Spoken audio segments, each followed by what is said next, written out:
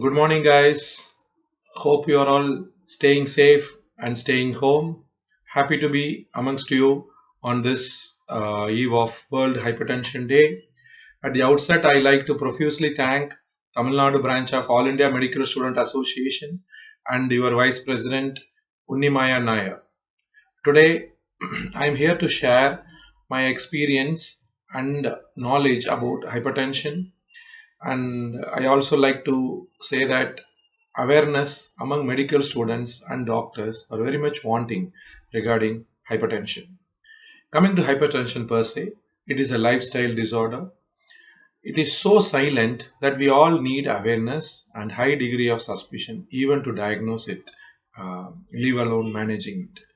It is one of the leading causes of global burden of diseases, and every year we lose 9.4 million people just because of hypertension, and more than 1 billion people in the world are hypertensives. In India, 30% of population have high BP, which is a very large. Just imagine we have 134 billion people, and 30% have some amount of high blood pressure, which needs some intervention.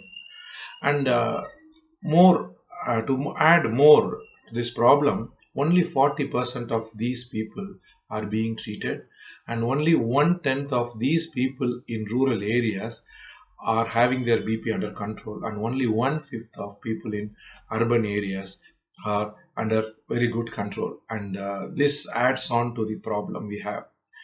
Hypertension doubles the risk of anyone developing coronary artery disease, anyone developing congestive heart failure, anyone developing peripheral artery disease, anyone developing renal failure, and last but not the least, stroke is caused by hypertension in most of the patient. And by reducing BP, we can reduce lot of people from developing stroke.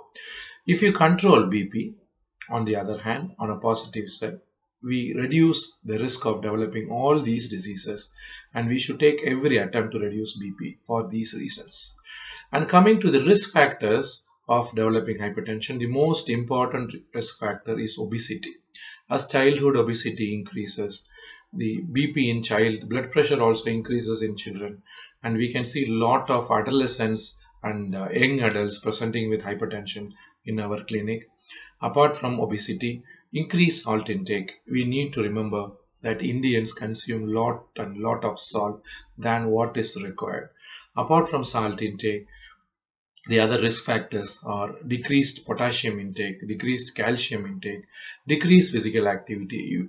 We all should remember that we are the most physically inactive generation compared to our forefathers, and alcohol consumption and psychosocial stress are other risk factors.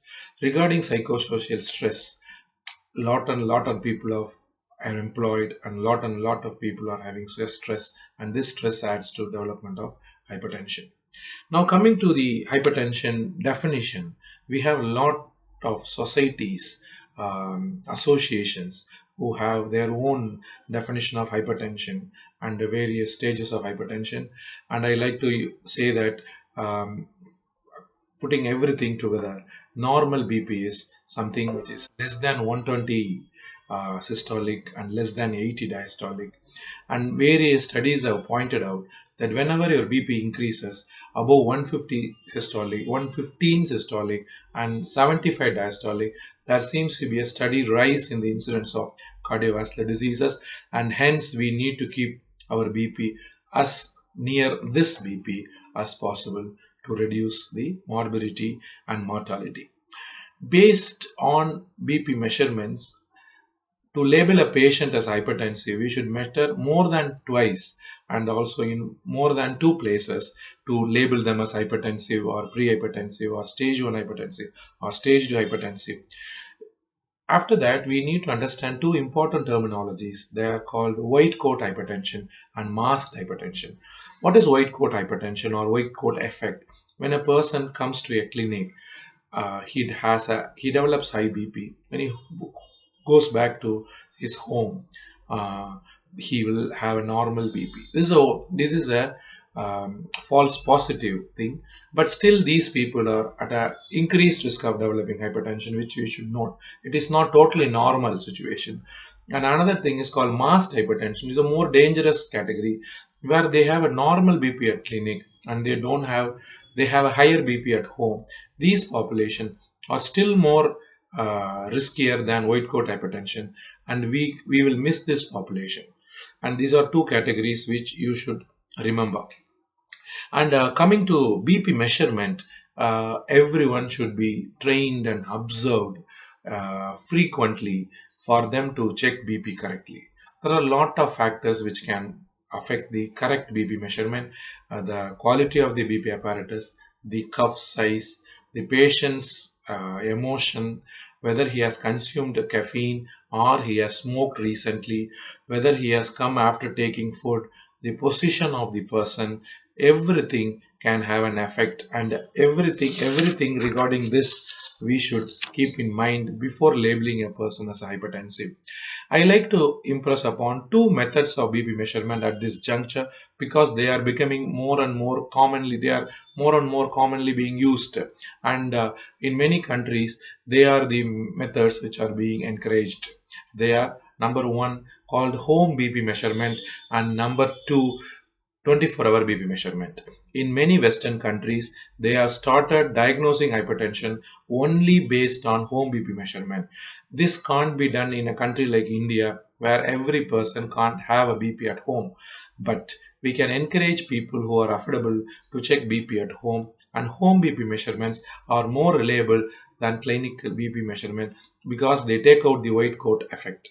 Coming to the next, 24-hour BP measurement, this gives a comprehensive assessment of a vascular burden of a particular patient. It can tell about whether he is having masked hypertension or not. And apart from that, there is one thing which you all should know, that is called nocturnal dipping. As we sleep, our BP falls. It can fall up to 10 to 15% of our normal daytime BP. But this can be checked only by 24 hours BP measurement. If a person has no hypertension but he has loss of this nocturnal dipping, he can anytime become a pre-hypertensive or hypertensive. This is very important point to note, and this is the reason why 24 hours BP may be needed in a patient who has LVH or who has the high risk of developing hypertension, and these people must be subjected to 24 hours BP measurement. Coming to the clinical diagnosis of hypertension, there is no single symptom or sign which can tell a particular patient has hypertension. So all the symptoms a patient tells when he has hypertension are non-specific. There may be a patient with a BP of 200/120 without no symptoms, and another person with 140/90 with severe headache. So there is no symptom which can suggest he is having hypertension. But presence of LVH in ECG or an echo, or presence of S4 on cardiac examination can suggest he can have hypertension. These are something we should know before labeling a patient as hypertension. So there is no symptom or sign specific. Now coming to treatment, the treatment consists of two modalities. One is called non-pharmacological, another is called pharmacological. But what is more important is spending few more minutes before starting any one modality or both modality. You should counsel the patient, you should motivate the patient and tell him the importance of compliance in making him a normotensive. So that is an important part of starting the treatment. Now coming to the treatment per se, non-pharmacological methods consist of lifestyle interventions or lifestyle modifications called LSM. So this is an important critical part of the hypertension management. Whatever is the stage, whether he is a pre-hypertensive, stage 1, stage 2, hypertensive emergency, he needs this lifestyle intervention for his life, for his lifetime. Not till BP becomes normal, even after that. So what are the lifestyle interventions? Number 1, weight reduction. Number 2, salt restriction. Number 3, dietary approaches to stop hypertension. Number 4, decreasing alcohol consumption or alcohol abstinence. Number 4, increasing physical activity. Among this, I want to stress on weight reduction. If you reduce your weight by 5 kgs, there you can see a considerable fall in BP and a person can become normotensive. And also salt restriction, There is, I can't stress that more. Salt restriction alone also can a patient normotensive. Now coming to the other modality that is called the pharmacological or drug therapy. Here we have 9 classes of drugs of antihypertensives. Among the 9, 4 are being commonly used and 3 are called first line drugs. They are AC inhibitors or ARBs, calcium channel blockers and diuretic. And an ideal antihypertensive drug will have least side effect and will have a long duration of action, that is once a day dose, but they may be costly. Coming to the drugs, they take some time to act. You can't bring down a BP in a day. The BP falls in a week or so. So you should wait for it to fall. You should monitor the compliance of the patient. And last but not the least, the drugs work better only with salt restriction. A patient is taking high salt and also taking the drug. There is no use of the drug and the drug may not act at all. Finally, I want to stress upon one thing that is called the target.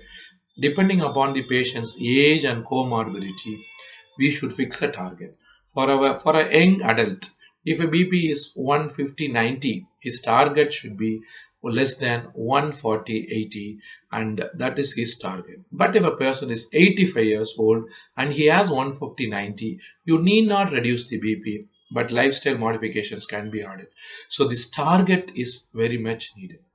Now, coming to the take home messages of today's discussion, it is a very silent disease. High degree of suspicion is very much needed for even diagnosing this disease. It is easy to diagnose. That is an advantage we have. One BP apparatus can help us in diagnosing. So it's very cost effective method we have. While preventing hypertension should be our goal, we should also know a young hypertensive, whether young pre-hypertensive or hypertensive, with lifestyle measures and very good drugs, we can make him a normotensive, and that should be kept in mind.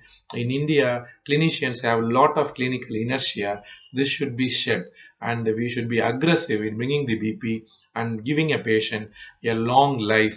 And the theme of this World Hypertensive Day is nothing other than measure your BP, know your BP, control it, and live long. Thanks for this wonderful opportunity again. I, I am very happy to share these few minutes with you. Thank you.